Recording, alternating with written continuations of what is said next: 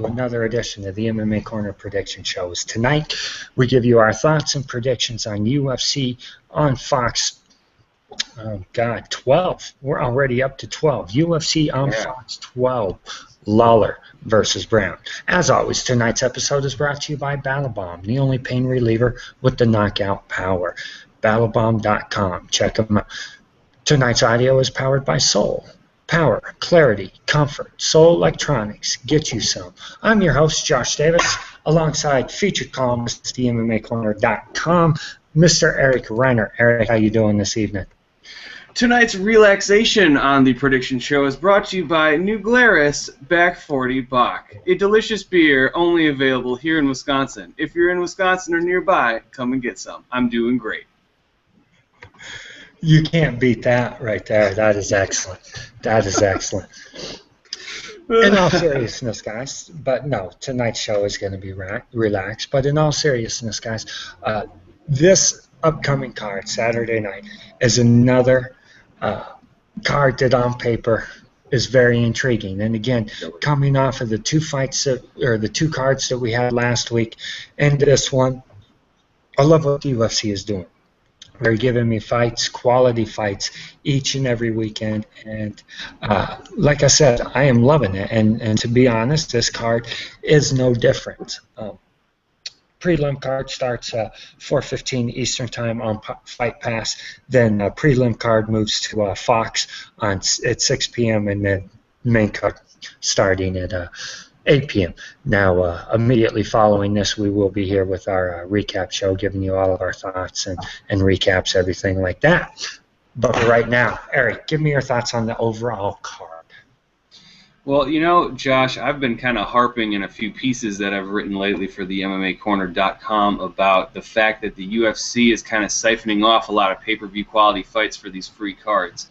And while I tend to, take issue with that with some Fox Sports 1 cards, I don't so much take issue with that with something like on Big Fox, because obviously they're only on Big Fox like 4 times a year. They need to trot out some of their best fights of the year because it's the most exposure that they're going to get.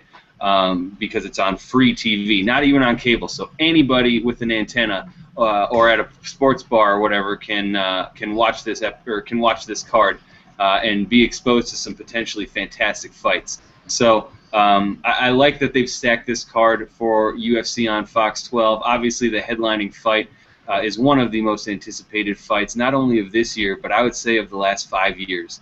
And then looking at the 3 fights underneath that, this has the potential to be one of the best cards that the UFC has put on in quite some time.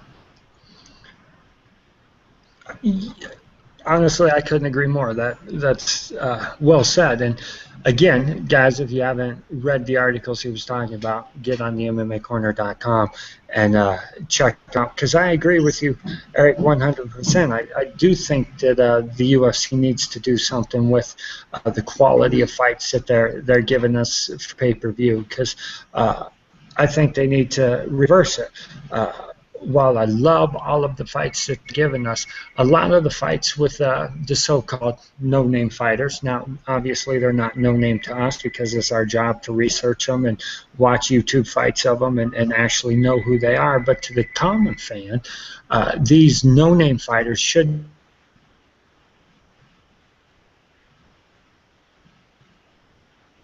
Did we lose you? Did the power... The UFC needs to change the way they do things. I don't know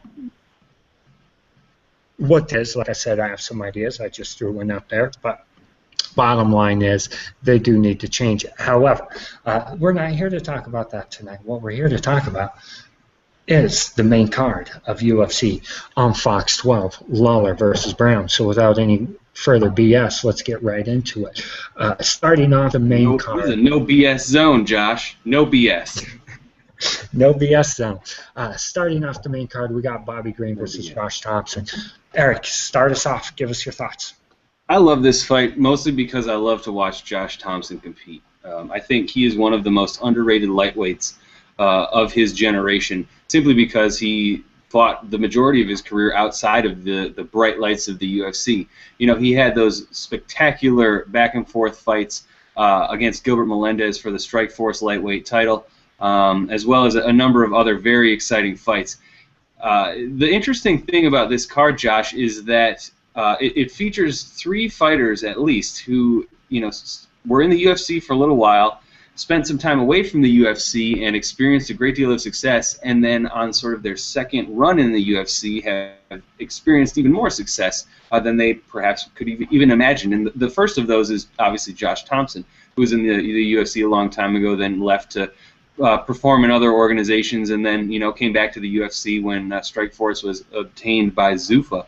And he's had a very impressive second run. He had that dominant win over Nate Diaz, and I think that for anybody to get the better of Nate Diaz in the fashion that Josh Thompson did, that's a very rare thing that we see in mixed martial arts.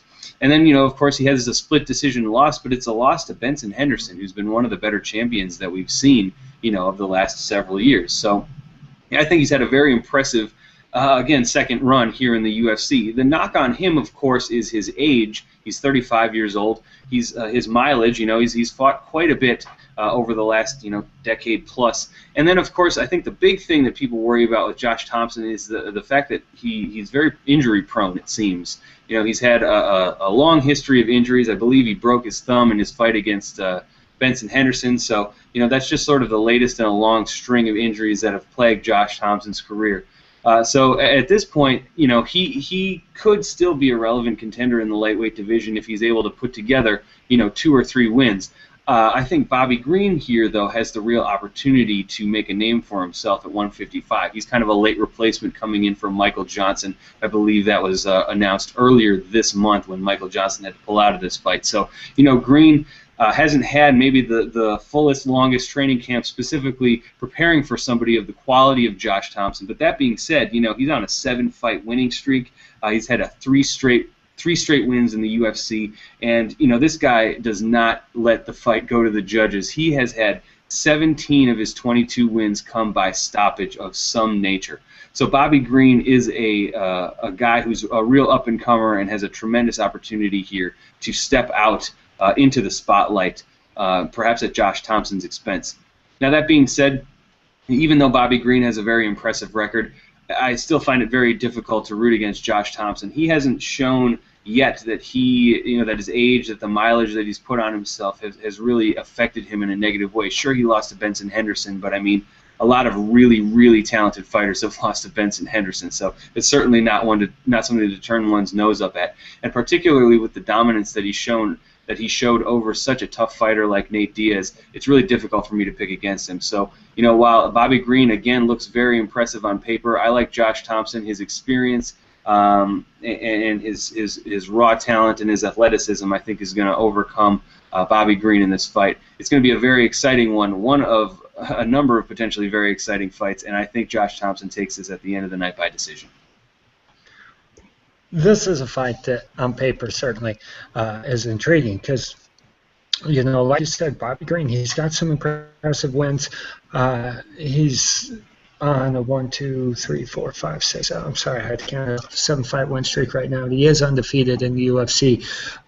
He does have some quality wins, but again, he's never fought someone the likes of Josh Thompson, and why Josh is getting up there in years.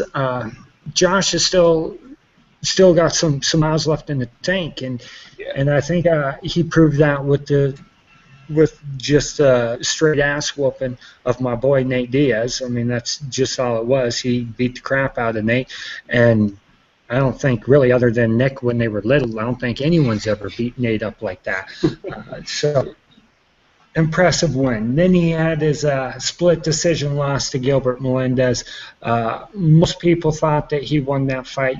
Again, you could go either way. It stands as a loss, but he still proved that he's one of the elite. And then with his split decision loss to Ben Henderson, again, a lot of people thought that Josh won that. Josh certainly believes that he won that fight. So he's still got some stuff to prove. And I think he's going to go out there and put a stamp on Bobby Green and show the world that he still belongs. And I'll be honest, if he is able to do that, the fight that I would like to see is Josh Thompson and Donald Cerrone. I think they match up very well with each other. I think it would be an exciting fight. And again, if Josh Thompson's able to win Saturday night, you put those two together at UFC 178, the winner gets a title shot. It's perfect. That's what I would love to see happen. I think Josh is able to find a way to get a finish here. I think late second round, mid to early to mid third round, I'm going Josh Thompson finish on this one. All right. Hey, that's a really good idea about if he's successful here, the sort of lightweight contenders fight. That's something I hadn't considered, as a matchup. But yeah, just the thought of him versus Donald Cerrone, especially if he's successful on Saturday night, I think that's a fantastic #1 contenders fight. And first and foremost, I'm a fan. That's why I started covering the sport. And as a fan, I always want to see good, exciting fights. And again, I think these guys match up well together. So now, obviously, I'm not Joe Silva. Joe Silva is not my best friend. I'm, not probably going to get this fight made because Joe and I are tight. But I do think we think very similar, so I would not be surprised if we see this matchup down the road. Good fights are good fights. Exactly. Moving right along, Dennis Bermudez versus Clay Guida. This, to me, again, is another intriguing matchup. Styles make fights, and these guys match up very well together. And Bermudez has just been whooping fools as of recent. He is on a 6-fight win streak after losing 3 in a row. So he's definitely off the schneid and back on his game. Here's the thing. He's facing a madman in Clay Guida. I will never care what Clay Guida's record says. Okay, Clay Guida always fights the toughest guys available. He could lose his next 20 fights, and I'm always going to give this guy a chance for the simple reason that he's always going to bring a pace that you can't train for in the gym. He's got a very unorthodox style. Even though his striking's not as good as he would like it to be, his wrestling and ground and pound is much better. He has a very unorthodox style, the way he bounces around and all that kind of stuff. He is a tough guy to train for. He's a tough guy to deal with. His pressure is hard. And I look for Clay Guida to continue his winning ways here. I don't think he'll be able to finish Bermudez, but I do think he'll be able to outwork him. I think he'll be able to outgrind him. I don't think it's going to be a pretty victory, but I do think Clay Guida will be able to carpenterize him and get a Guida-style victory. It's very interesting. I agree with almost everything you say, and we'll get to the disagreement, I suppose, at the end here. This is a very interesting position, I think, for both fighters that they find themselves in on Saturday night, because Clay Guida, he's 2-3 in his last 5 fights, but he's 2-1 at 145. Now, he went up against Chad Mendes, and, well, we all saw what happened against Chad Mendes. But, Chad Mendes is a hard mofo. So, it's going to take a special guy on the level of pound-for-pound stalwart Jose Aldo to put Chad Mendes down, as we saw Aldo do, many months ago, and we'll see him do again inevitably when they match up. But, I digress here. Clay Guida, obviously, he's going to be in the UFC for as long as he really wants to be, or unless he piles up a number of a number of losses in a row, just because, as you said, Josh, he puts on a very exciting pace, one we don't often see from a lot of UFC fighters, one that's frankly very difficult to replicate. And the fact that he always puts on those sorts of exciting fights, even if they may not end in finishes, he's always a guy that fans look forward to seeing, and I'm certainly among them. That being said, he's probably on the downside of his career. On paper, I know, you said it's tough to look at his record, but he is 2-1 at featherweight. But those 2 wins, probably not against title contenders. And Dennis Bermudez is a guy who, he's 27 years old as opposed to Guida, who's I think on the wrong side of 30. And anytime you get there, especially if you're a smaller fighter, things can get a little bit more difficult. So, Bermudez has been pretty dominant over his opponents at featherweight. Again, we're probably not talking about title contention type guys, but obviously this is Dennis Bermudez's chance to sort of step into that role as a potential title contender at featherweight. And I think if he's able to be successful against a guy like Clay Guida, somebody who not only has shown success at featherweight and at other weight classes as well, but is somebody who fans pay attention to and who defeating actually means something, because it's frankly very difficult to do given Clay Guida's sheer determination that he brings to the cage. So I think if Bermudez is able to be successful, and especially given the dominance that Aldo has shown over the rest of the featherweight division, it only takes a couple of wins in a row for a featherweight in the top 15 to be considered a title contender. And I think as much as it's difficult to bet against Clay Guida, I'm going to do just that. I'm picking Dennis Bermudez here. I don't think he's going to be able to finish Clay Guida. That is a very difficult thing to do. But I do think that he's going to be able to conquer his pace, kind of stick him against the cage, and just sort of fight the sort of intelligent, strategic fight that he needs to counteract what is obviously a very unique quality that Clay Guida brings to the cage. But that being said, Bermudez is, I believe he trains with the Pit, John Hackelman, and that guy is no dummy. So he knows exactly what needs to be done, I think, to stop Clay Guida, and Bermudez has shown the sort of all-around technique and skill set, I think, to do just that. He's entering the prime of his athletic career as opposed to Clay Guida, who I think has passed that, and I think we will see kind of a changing of the guard here when Bermudez ascends over Clay Guida by decision to become one of the guys that people talk about as a potential future title contender at 145. Well, if he's able to get this victory Saturday night, there's no question, people. You can't not consider this guy, at least for title eliminator status, that kind of stuff, if he is able to get this big victory. Now, you brought up one good point, and if Dennis Bermudez is able to deal with the pace, if he's able to withstand the pace that Clay Guida brings, then there's no question he's going to win this fight. Because like you said, he is in the prime of his career. Clay Guida's 32 years old. He's been in some wars. He is definitely on the downside of his career.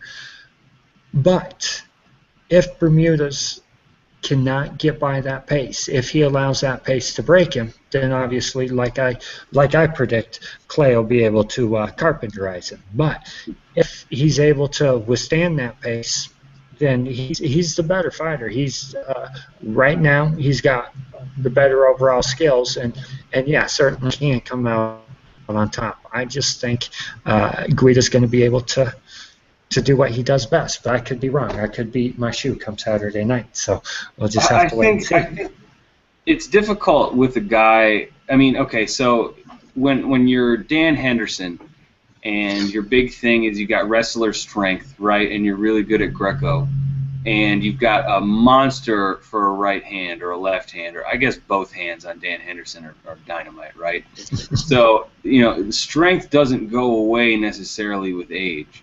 What I worry about with Clay Guida, and yeah, sure, we've seen him keep up a ridiculous pace when he was 28 years old. I'm curious to see how each successive fight, especially as he gets, older and older. Not that 32 is old, but in fighter years, that's getting it's old a little bit. I'm curious to see how that impacts his ability to maintain that pace. Just because, again, it's not like we're talking about power. We're talking about a guy who relies on cardio, on his ability, on his joints. Keep maintaining, keeping intact while he bounces around back and forth and stuff like that. And one of the things that fighters often lose as they gain, in age is their speed, is their, not explosiveness necessarily, but certainly their ability to do the things that Clay Guida has kind of made a career doing. So exactly. That's what concerns me most about Clay Guida, is that, as he gets older and older, that he may not be able to maintain that sort of pace that we've seen him. And I think that this fight, certainly all due respect to Clay Guida, but I do believe that this fight will be the one where fans say, oh, maybe Clay Guida, where people will stop talking about Clay Guida as, with such reverence, and start talking about him as, maybe he's lost a step. Well, I guess that's pessimistic of me, isn't it? No. Not for Dennis Bermudez, I suppose, right? Exactly. And no, it's really just dealing with the facts, because everything you said there is true. As we get older, he's certainly not going to have the same agility that he did when he fought, let's say, Tyson Griffin. He's just a lot older. He's been in many more wars, and it's just not going to be there. So you bring up valid points, and it will be interesting to see, how he does Saturday night, and if he can keep up that pace. Because if he can't, he's going to get his ass whooped. There's no question about that. I'm 30 years old, and I'm not a professional athlete or really in really good shape by any means. But I did a kettlebell workout yesterday, and I can barely walk today because my quads are killing me so badly. So that's what I mean. I'm only 30, so I can't imagine what the pace that Clay Guida has put himself through is doing to his body. No, I agree with you 100%.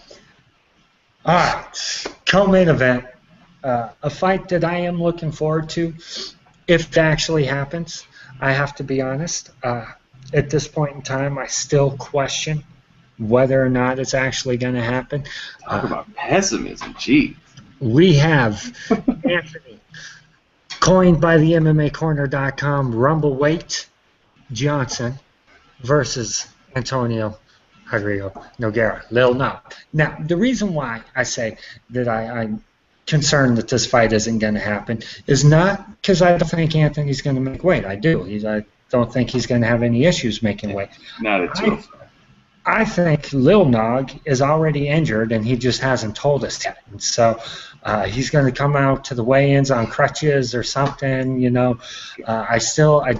I just don't believe that this fight is going to happen, and I won't believe it until they step in to the octagon. So, with that being said, Eric, start us off. What is your thoughts?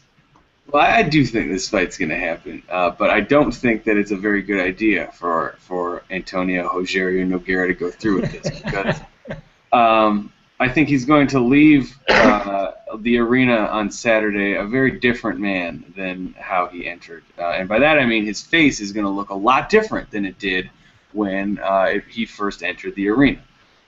Besides Robbie Lawler, Anthony Johnson has probably had the most success outside of the UFC in his brief sojourn, and probably has had the most hype behind him in his return to the UFC, again, besides Robbie Lawler.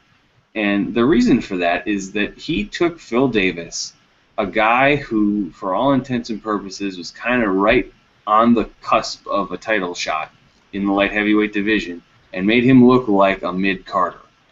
And this is in his first fight back against a truly elite, or at least previously seeming truly elite light heavyweight. Yeah. For him to come back, especially after sort of the acrimonious exit that he had from the UFC, finally admitting that maybe he's not a welterweight or even a middleweight, and coming back at a weight that's much more comfortable for him. Obviously, he looked very comfortable in the octagon against Phil Davis. And so I think he, with a win over Lil Nog on Saturday night, and probably one more, I think that he's a guy who looks very attractive as a potential light heavyweight title contender. Again, if only because John Jones has kind of dispatched all the other guys in between. This is presuming he keeps his belt beyond his next fight against Daniel Cormier. But perhaps we'll talk about that in a future news episode on the MMAcorner.com. Let's talk about this fight a little bit more, though. Lil Nog hasn't fought in more than a year, and that he does have a win. He's coming off of 2 wins, one over Tito Ortiz, which, kind of an aging Tito Ortiz, certainly not Tito Ortiz of 2002.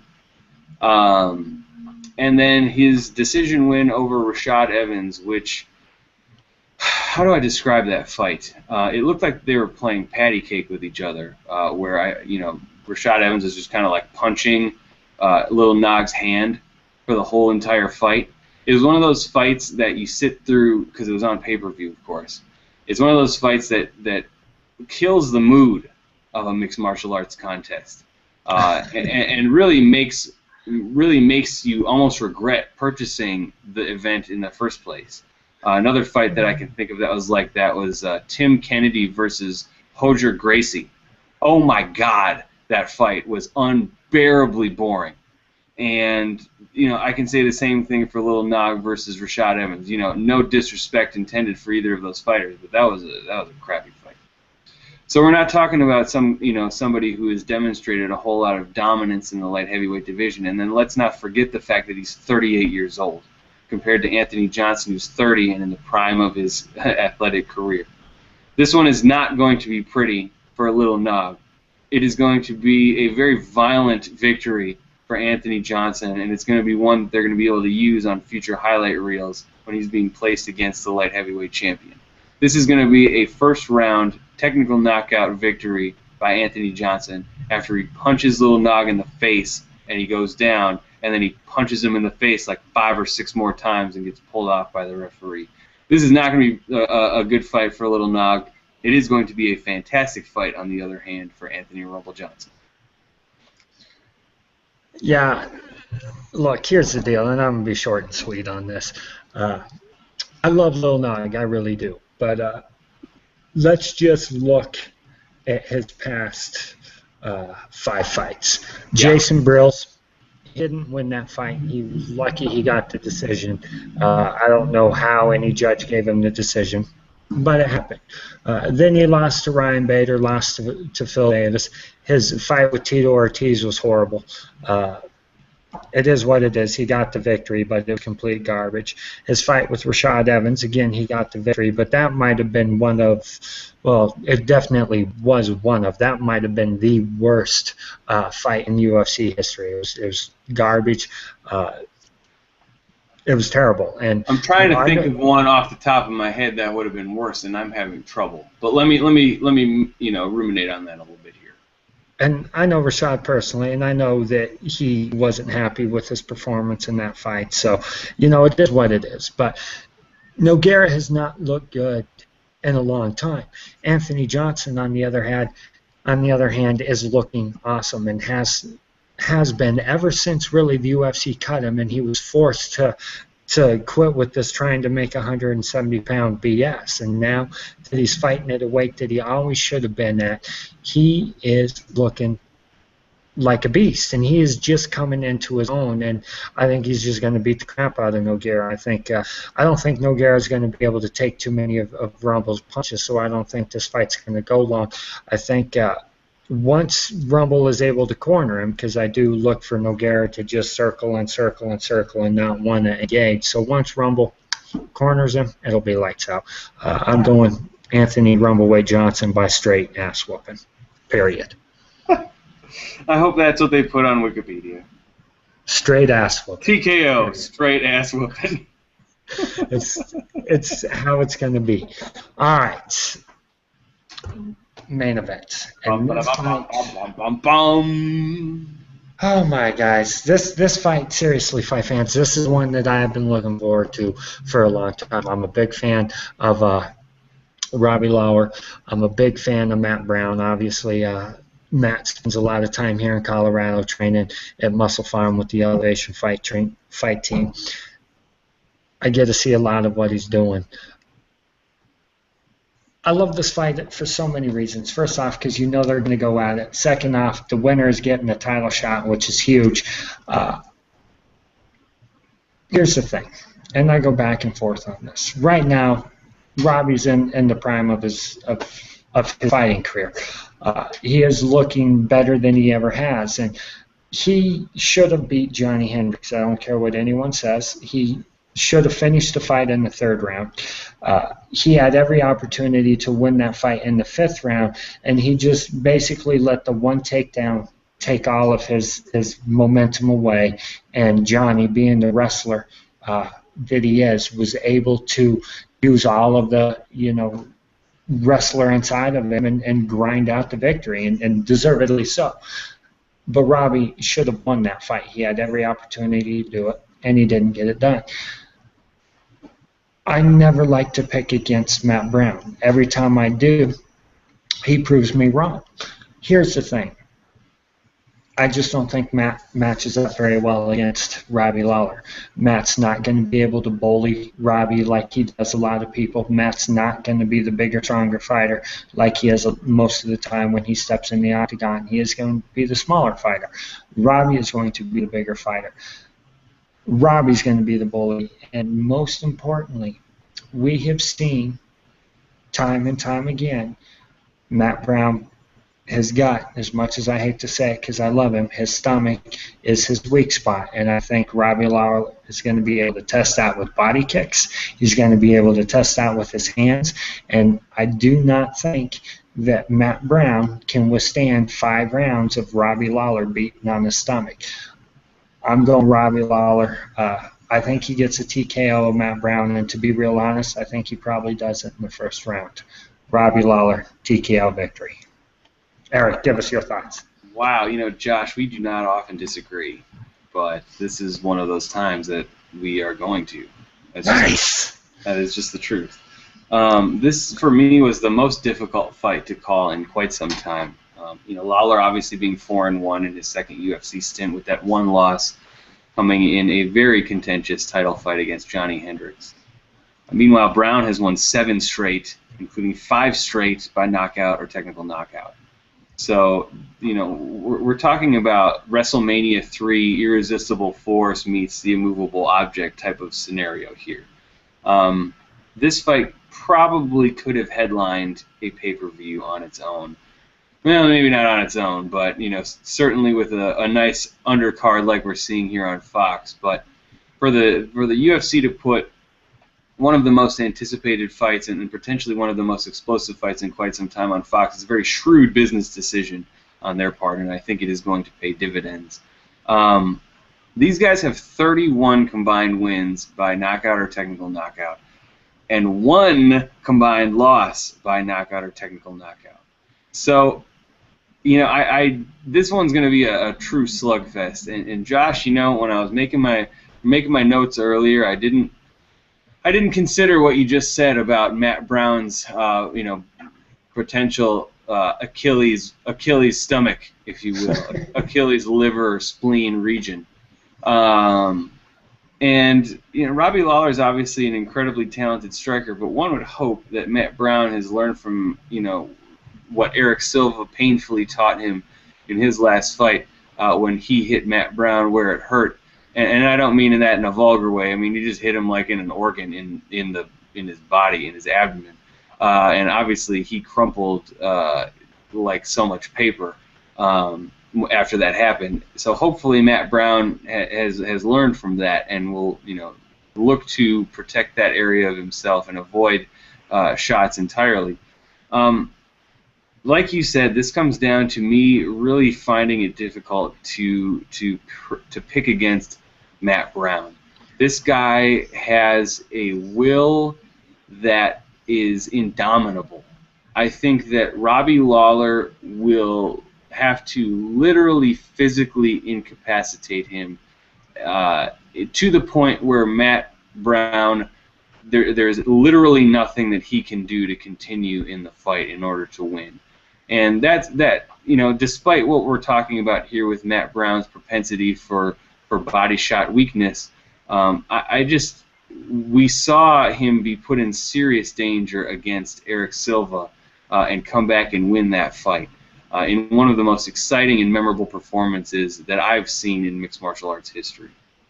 So, as easy as it would be for me to pick Lawler in this fight, I am going to go with Brown. I think this is going to be potentially one of the more violent fights in UFC history. And I'm not totally sure how I feel about that, because on one hand, yes, it's cool to see 2 guys really go back and forth, but I could see these guys doing serious damage to each other's brains just in how much they're probably going to hit each other in the face and in skull area.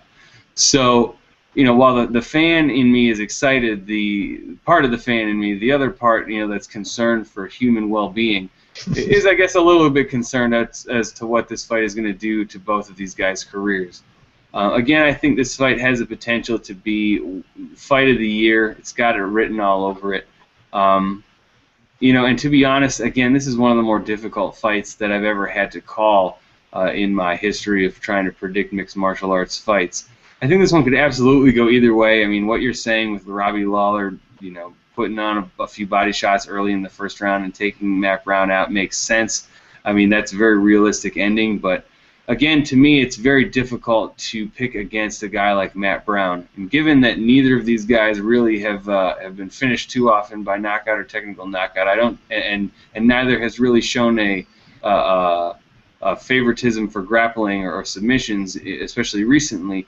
I think this one's just going to be a straight-up 5-round stand-up battle. And at the end of the night, Matt Brown's will to win is going to overcome Robbie Lawler's perhaps more technical talent. And Brown will find himself with his 8th straight win and staring down the barrel of a title fight with Johnny Hendrick. Well, I will say this. As far as my prediction goes, if it happens, it will be the first time that Matt Brown has ever been TKO'd or KO'd. It's never happened.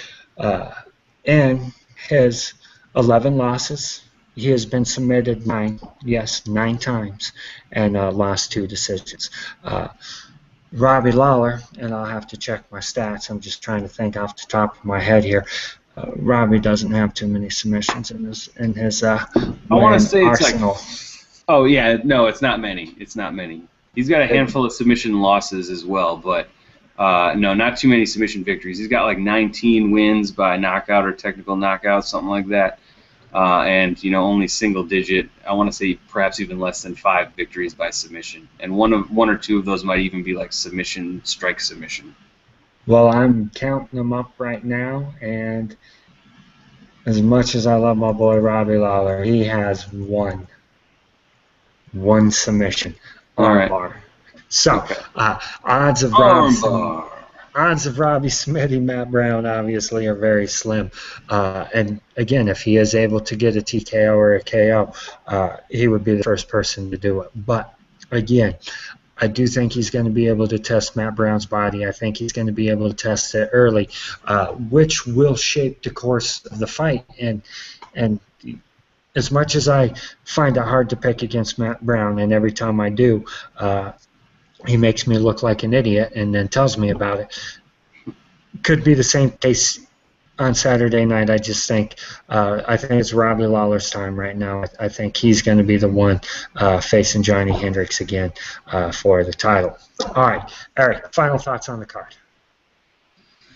Sometimes you bet with your head, and sometimes you bet with your heart. And I try to bet with my head as much as I can. But my prediction for Matt Brown to win over Robbie Lawler is definitely one that I am doing with my heart, just because of how impressive he has looked in this sort of later renaissance in his UFC welterweight career. I think he is one of the more inspiring stories for a number of reasons. We won't reiterate all of the different things that he's been through because those have been covered sort of ad infinitum. But Matt Brown has ascended to the level of fighter that I cannot miss his fights. Not only that, but there's not too many fighters, and as a journalist, do I ever have to use scare quotes when I'm talking about myself as a quote-unquote journalist. But when I'm covering fights for the site, I do need to maintain some sort of level of objectivity. Fortunately, most of what I do for the MMAcorner.com are these types of video shows and writing my million-word pieces that are way too long. So I don't typically need to use a ton of objectivity, and so I don't feel too uncomfortable saying that there's a small group of fighters that I almost feel emotionally invested in. It goes beyond being excited to watch them fight. And it's like something happens to me when I watch them where it's almost like I'm watching someone I know, even though I've never met these guys, even though I have no idea, they have no idea who I am. I have no idea about their personalities. But, Nick Diaz is an example of that. For some reason, whenever he fights in the cage, I feel an emotional investment in his fights. And it goes beyond, just a simple fandom. And it's like I feel a tremendous sense of happiness when he wins. I feel a little bit of disappointment when he loses. I guess it's not unlike my relationship with the Green Bay Packers. So there is a potential for some fighters to sort of transcend this sport and really really make emotional connections with people. Sure, it's through violence and mayhem in mixed martial arts, but you know, Nick Diaz and certainly Matt Brown is on that list of guys who, you know, I remember, and I think I said this on the news show, and I certainly wrote it in my when they first announced Lawler versus Brown, but when Matt Brown he got the mount on Eric Silva at some point in their fight, you know, in Matt Brown's last fight, and he was, you know, kind of like trying to finish him with punches and strikes. And not only was I sitting on the edge, but the very edge of my couch, like, you know, inches from the television, but I found myself like reflexively, like, you know, like punching the air just to like see if I could add a little bit more power, you know. And it was just something that I thought about later, and I didn't think about it when I was doing it. It was just something that I found myself doing, and that's the sort of power that fighters like Matt Brown have over me. And you know, sure, it's probably fanboy as hell to say something like that, but I don't care. These guys, you know, some of these fighters can elicit a true emotional reaction from people, and you know, people talk. There are so many other things in the world that are more important than sport, but you know, sport has all sports, whether it's football, baseball, basketball, whatever you're into. We just had the World Cup, which is such a big deal for so many people.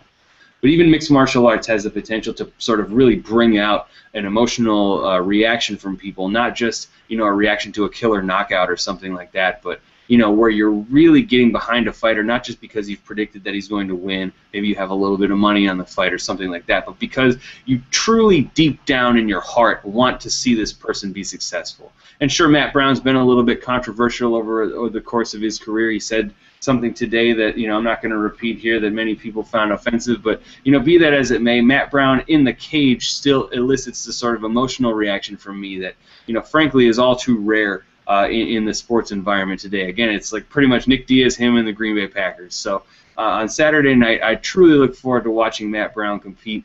And even though, you know, maybe I'm not the most confident in my prediction, betting with my heart and with my soul and with my emotions, I suppose, really wanting to see him be successful, I'm sure that I'm going to be sitting on the edge of my couch once again, throwing air hooks and knees and shit, while my fiance looks at me with, you know, utter disbelief, wondering why she's going to marry me in 2 months. But hey, that's MMA, right? Oh, exactly. And a couple of things. First off, Matt Brown's in this fight for many reasons. One, he deserves it. Two, he can win this fight. It's not like this is a fight that he can't win.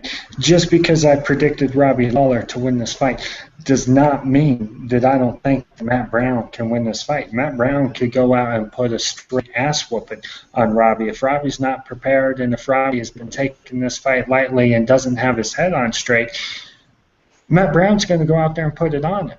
However, if Robbie comes prepared, again, it was just my thought is I think Robbie wins this fight. But make no mistake about it, fans, Matt Brown deserves this fight. Matt Brown can win this fight.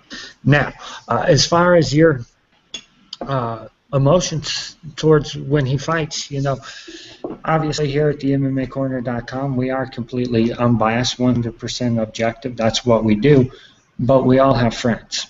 I have several friends that compete professionally. I have several friends that are in the UFC. You know, Wayne Ludwig, good friend of mine. You know, every time he fought, yeah, it certainly, my emotions were there. Chris Camozzi, a good friend of mine.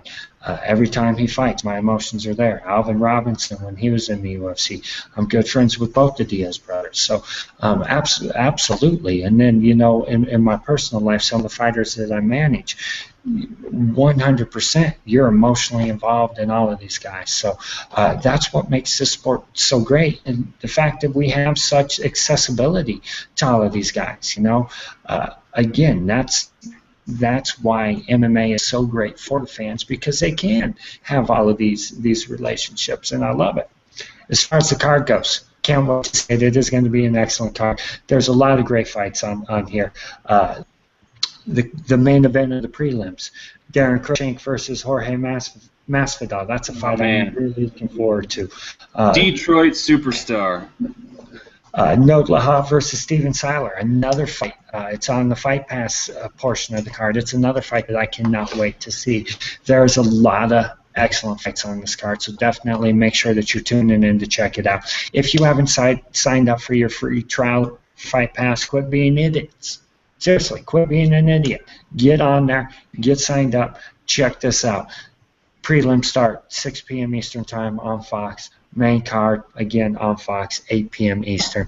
We will be back immediately following this card Saturday night to give you our thoughts and a breakdown of everything that transpired. And then, again, back on Sunday with the new show. If you're not getting enough video, all of that kind of stuff, go to the MMAcorner.com. Everything you need related to MMA is up there. That's going to do it for tonight, though. Again, we will be back Saturday night. For Eric Reiner, I am Josh Davis. Keep living the MMA Corner style.